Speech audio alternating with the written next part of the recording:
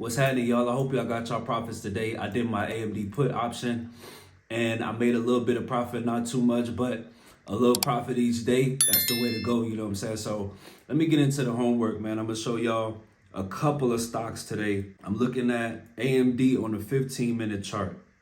AMD, right now we got a double bottom. A double bottom right here, making a nice level of support, right? And then it broke this peak. So AMD has the potential. Let's see.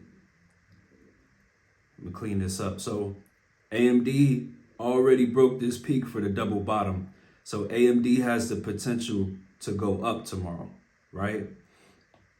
But let's look at some more evidence.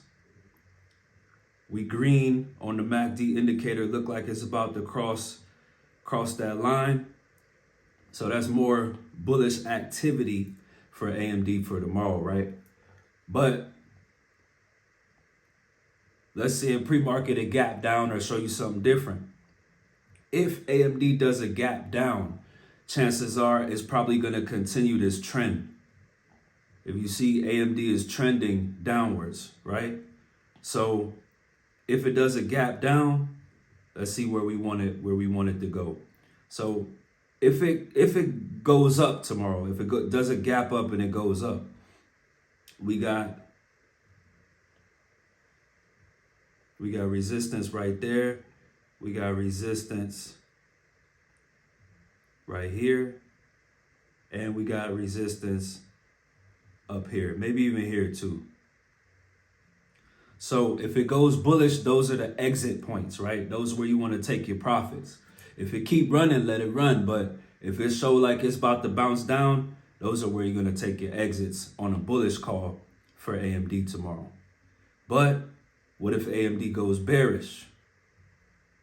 If AMD decides to go down tomorrow and it breaks this level right here, because we do got this gap that AMD needs to fill. All gaps don't get filled, but most of the time they do. So if AMD goes down to close that gap, you wait until AMD passes this point.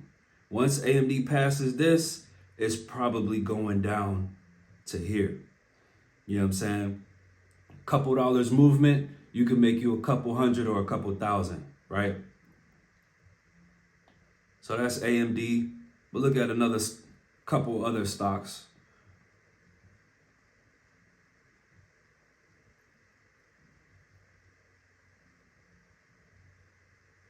All right, now let's see what Apple look like. All right, so Apple looks like Apple is a bear flag, right? Apple has a bear flag.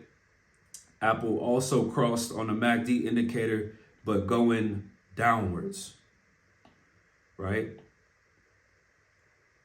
So with a bear flag, you want to wait for a confirmation, right? With the bear flag, you want to wait for the bear flag to break this level right here. Once the bear flag breaks that level, that's where you enter. Because the stock could go up, and if it does go up, we got a nice level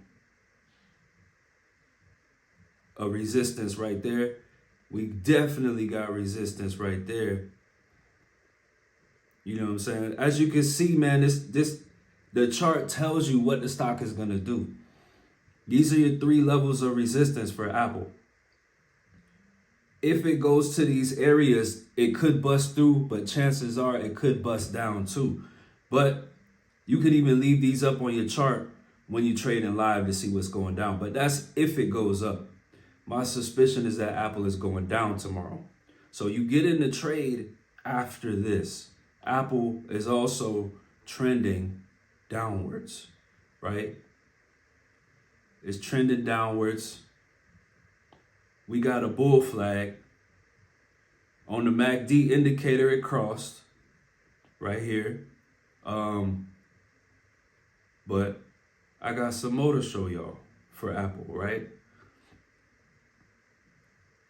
So Apple also has this gap. Hold on, let me get to the gap for y'all. Apple also has this gap right here.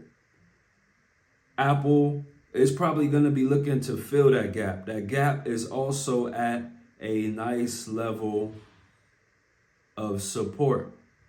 So if Apple is going down tomorrow, it could go as far as 183. Chances are it's probably not going to go all that far down. It could go right here to 180, 188, 90 or something like that. It could even stop right here on its way down to 187. But as far as big profits, if Apple is trying to tank tomorrow, it's going to go down just a little bit below 183. I don't think it's going to go all that far tomorrow, but that's a possibility. So based on my analysis so far, it looks like the market is bearish tomorrow. So let me look at another stock. I'll give y'all one more stock before I get out of here. I did AMD, Apple. Now let's look at Google real quick. All right. So Google looks like they also cross. Hold on, let me get my pen out.